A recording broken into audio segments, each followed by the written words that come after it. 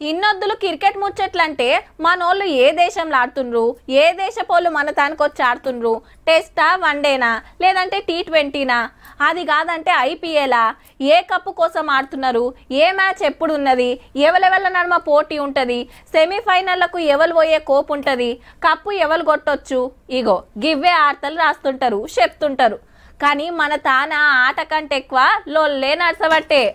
ఆఖరికి BCCIకే సర్కార్ ఉత్తరం రాయాలనుకుంటుందంటే ఏ లెవెల్ ఆటుందో చూడుండ్రిగా.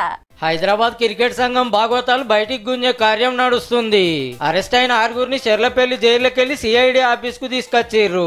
నిన్న అరెస్ట్ చేస్తారట పైలవనొగలకు మతలబు పంపిన ఉప్పల్ CI ఎలక్షన్ రెడ్డి గారిని సస్పెండ్ చేసింది డిపార్ట్మెంట్.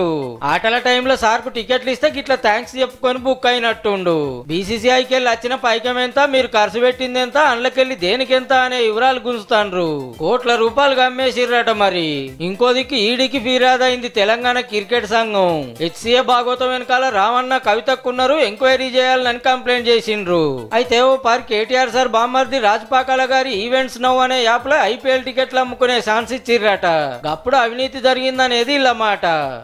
గవర్నమెంట్ లో ఉన్న కల్వకుంట్ల కవిత KTR ఇన్ఫ్లుయెన్స్ ఉన్నదని అభియోగం ఉన్నది. ఎట్లాగూ ఒక్క సెండుకు 13,000 ఖర్చు అయిందని లెక్కలు రాసి పెట్టిర్రంటే చూడుర్రిగా. లక్షలు తీసుకొని ఆటగాళ్ళని సెలెక్షన్ చేస్తుర్రట, స్టేడియంలో సౌలతులు పెంచుతలేరట.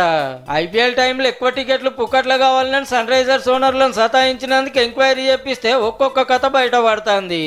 ఆఖరికి ఏమైతుందో గానీ హైదరాబాద్ క్రికెట్ సంఘం పైసలాట అయితే మస్తుంది పోర్రి. చంద్రశేఖరరావు గారు ముఖ్యమంత్రి ఉన్న 10 సంవత్సరాల్లో 350 కోట్ల బడ్జెట్ ఇచ్చారు. 10 ఏళ్ళకి కలిపితే రేవంత్ రెడ్డి గారు ముఖ్యమంత్రి అయిన 2 సంవత్సరాల్లో 850 కోట్ల బడ్జెట్ ని కేటాయించారు.